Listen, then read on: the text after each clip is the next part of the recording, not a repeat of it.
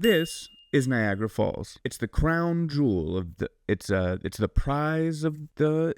It's a really big waterfall. 3 waterfalls to be exact. It's located on the border between Canada and the United States of America. The largest, and clearly best of them, is Horseshoe Falls, claimed by Canada. The USA settled for the smaller 2, named American Falls and Bridal Veil Falls. Bridal Veil and American Falls are right next to each other, separated by Luna Island, and they're both separated from Horseshoe Falls by Goat Island, which is completely void of goats, but more on that later. The falls are fed by the mighty Niagara River, which drains Lake Erie into Lake Ontario. The features that became Niagara Falls were created by the Wisconsin glaciation roughly 10,000 years ago, when the retreat of the ice sheet left behind a large amount of meltwater that created the Great Lakes. There's a lot of different theories about the naming of the falls. In 1925, the New York Times stated that it's derived from the Native American word Anguiara, which means thundering water. According to Iroquoian scholar Bruce Trigger, Niagara comes from the name given to a branch of the local neutral confederacy. Many folks have been suggested as the first Europeans to lay eyes upon the falls, but the first description is credited to a Belgian missionary named Louis Hennepin in 1677. Famed Finnish-Swedish naturalist Per Kalm is credited with the first scientific description, and in 1762, British officer and artist Captain Thomas Davies is credited with the first watercolor called An East View of the Great Cataract of Niagara. By the 19th century, tourism had become the region's main industry and a popular destination spot for honeymoons. Napoleon, yes, that Napoleon's brother, even visited with his bride.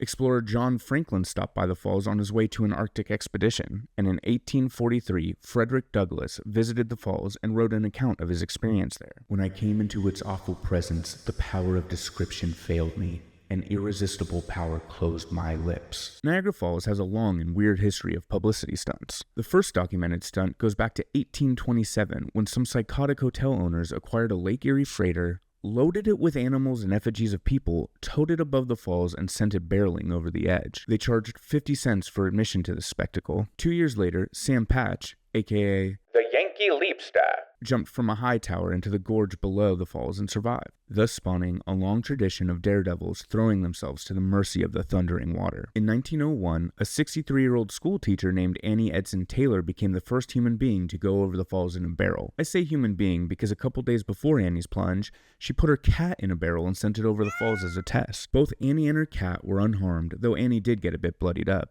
Upon exiting her barrel, she said, "No one ought ever do that again." 12 people have since attempted this feat with varying levels of success. Good old Bobby Leach went over Horseshoe Falls in a steel barrel in 1911. Charles Stevens, a 58-year-old barber, went over the falls in a wooden barrel in 1920 and became the first person, but not the last, to die in this fashion. In 1928, smiling Jean Lucier switched it up with his big brain and went over the falls in a large rubber ball and survived. World-famous tightrope walker Jean-Francois Blondin Gravier crossed the river 9 times in the year 1859.